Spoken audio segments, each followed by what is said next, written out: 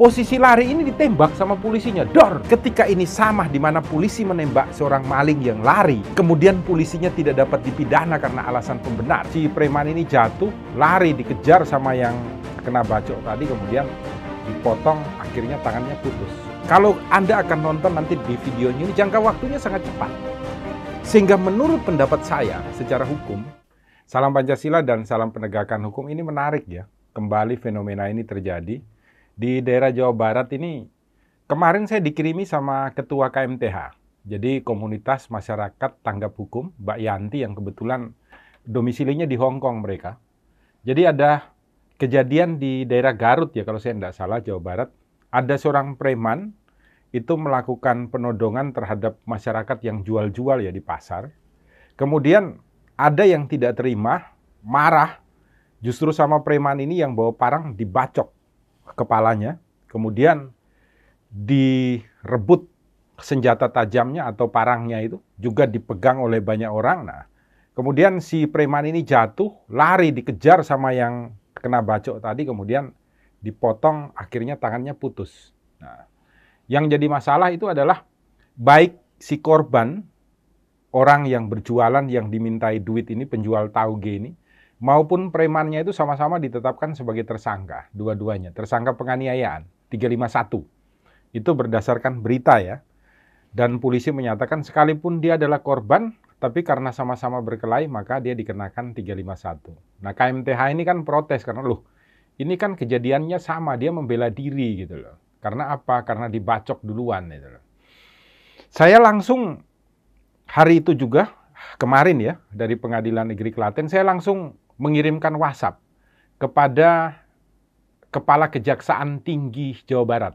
Kebetulan Pak Dr. Asep ya, beliau teman baik saya ketika beliau menjadi Kajari di Kota Semarang. Saya mengirimkan berita ini dan beliau kemudian membalas menyampaikan akan melakukan koordinasi dengan apa? Dengan jaksa pembaca berkas. Karena polisi sudah terlanjur, perkaranya jalan. Saya berharap nanti bisa ada restoratif justice ya, mungkin di Kejaksaan Tinggi atau Kejaksaan Negeri di daerah Jawa Barat. Saya juga berharap kalau ternyata perkaranya masih di kepolisian dapat dihentikan sama Bapak Kapolri. Atau paling tidak kalau sudah sampai ke kejaksaan tolong bisa dihentikan oleh Jaksa Agung. Memang kalau dilihat dari kronologis kejadian ini di dalam video rekaman CCTV ini dari Warta Kota ini, jadi si preman ini memang sudah lari. Dikejar sekitar 10 meter, si premannya jatuh kemudian dibacok dan tangannya putus gitu. Kalau ini dibayangkan sebagai penganiayaan, menurut ketentuan dari pasal 49 sebenarnya ini juga bukan. Karena ketika seseorang itu mengalami keguncangan yang sangat hebat, dia tidak akan dapat berpikir secara rasional pada saat itu.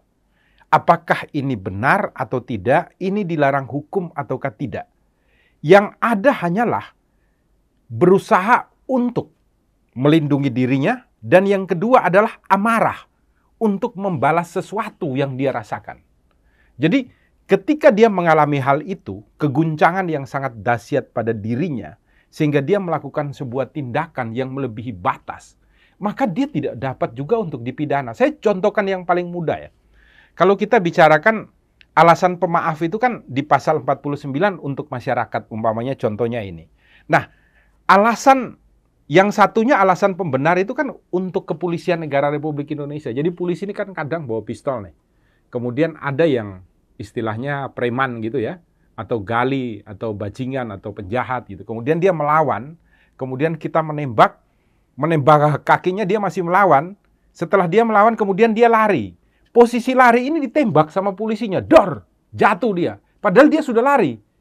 Pertanyaannya adalah, kenapa Anda tidak kejar aja dan tangkap aja? Kok Anda harus menembak karena dia lari dan lain sebagainya? Kalau alasan pembenar ini sama dengan alasan pemaaf, karena memang sama sebenarnya, ini saya hanya mencontohkan. Ketika ini sama di mana polisi menembak seorang maling yang lari, kemudian polisinya tidak dapat dipidana karena alasan pembenar, dia berdasarkan pasal 50 dan 51 ya, maka terhadap masyarakat biasa yang juga dia ini mengejar dan memotong tangannya, tidak dapat dilakukan pidana karena tidak ada jangka waktu untuk berpikir. Kalau Anda akan nonton nanti di videonya ini, jangka waktunya sangat cepat. Sehingga menurut pendapat saya, secara hukum, orang ini tetap dilindungi oleh pasal 49. Tetap dilindungi. Dia tidak boleh dipidana. Dia harus dibebaskan. Karena jangka waktunya tidak sampai 1 menit.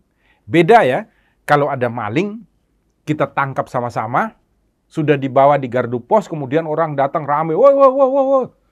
Kemudian kita bakar dia, atau kita bunuh dia, pukul dia sampai mati, itu beda. Karena ada jangka waktu, kita mampu berpikir, ini manusia, ini ciptaan Tuhan, ciptaan Allah, harus kita lindungi dan lain sebagainya. Kami berharap ya, semoga Pak Kajati, Pak Dr. Asep bisa mengambil sebuah langkah yang baik untuk nanti kemudian mampu memberikan petunjuk kepada polisi kalau perkaranya belum di P21 atau dinyatakan lengkap, sehingga perkara ini dihentikan demi hukum. Kenapa demi hukum? Karena ada ketentuan pasal 49 KUHP tentang alasan pemaaf. Dihentikan, supaya yang bersangkutan tidak perlu untuk masuk di dalam penjara. Semoga menjadi rahmat berkat bagi kita semua, bagi teman-teman yang perjalanan pulang, mudik, dolan, piknik, dan lain sebagainya. Hati-hati di jalan, jaga kesehatan. Indonesia adalah milik kita bersama. Mari kita jaga rumah yang indah ini. Buka mata, buka telinga, buka hati untuk selalu berbuat kebaikan. Salam Pancasila, salam penegakan hukum.